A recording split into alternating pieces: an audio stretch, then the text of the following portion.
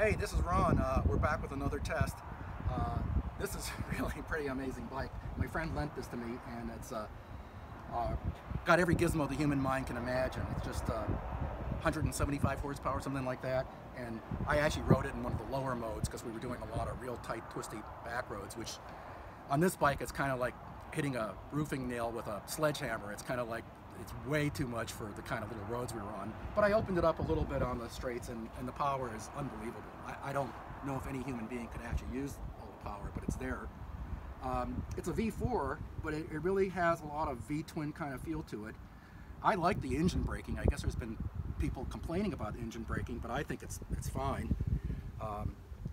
Öhlins shock and trick suspension. The suspension is adjustable for all kinds of, electronically, for all kinds of different modes. It was amazing how many modes we had.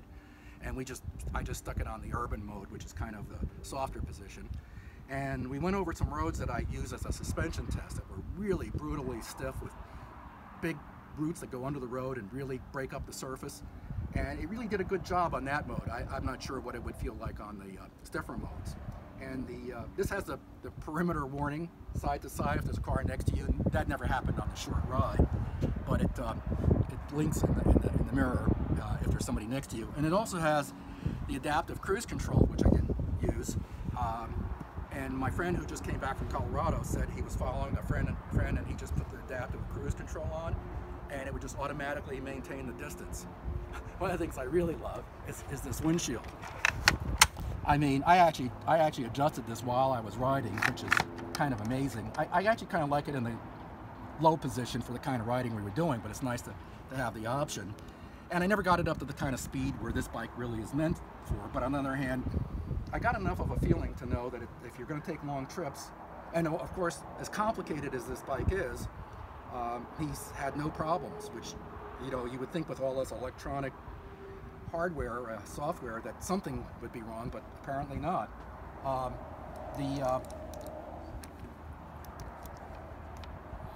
Nope. The other way. There we go. A complicated bike. You need to read the manual. Yeah, what a wonderful dashboard. Not just urban mode,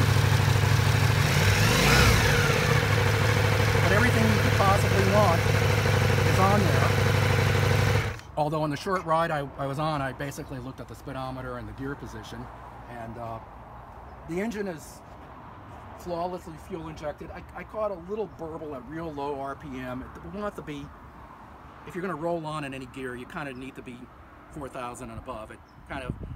It's not lugging. It just, you can tell it's not real happy rolling on at less than this. This is a Meyer seat, which is very comfortable. My friend says the original stock one actually was quite good. Heated seats. Meyer, this is Meyer also. And oh, check out this exhaust over here.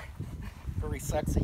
It actually sounds very close to stock, although we think this little screen, which is removable, might kick it up a couple more decibels, so that'll be interesting to try that.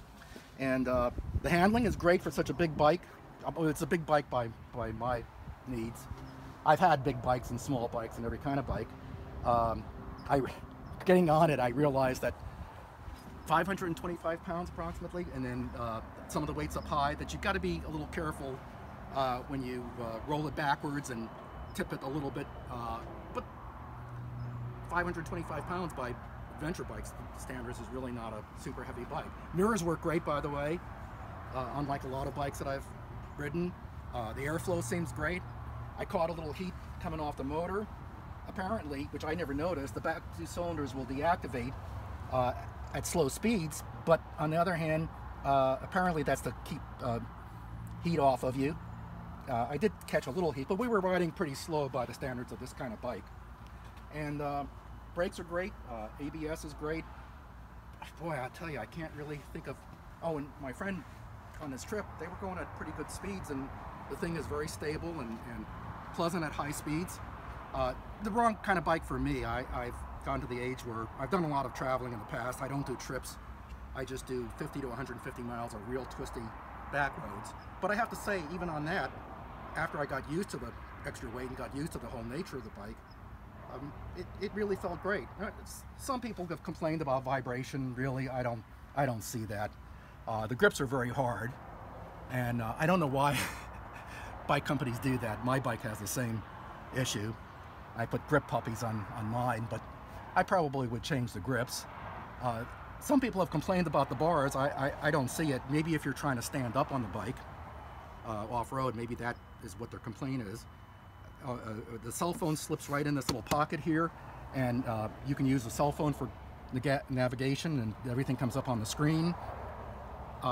The business with a side-to-side warning and adaptive cruise control is just absolutely wonderful, and I really wish that was available on every bike, or certainly more bikes than this. But of course, this is the first one, so I'm sure we'll see that on other bikes.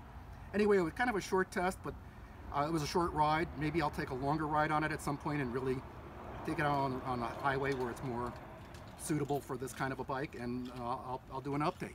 This is Ron signing off.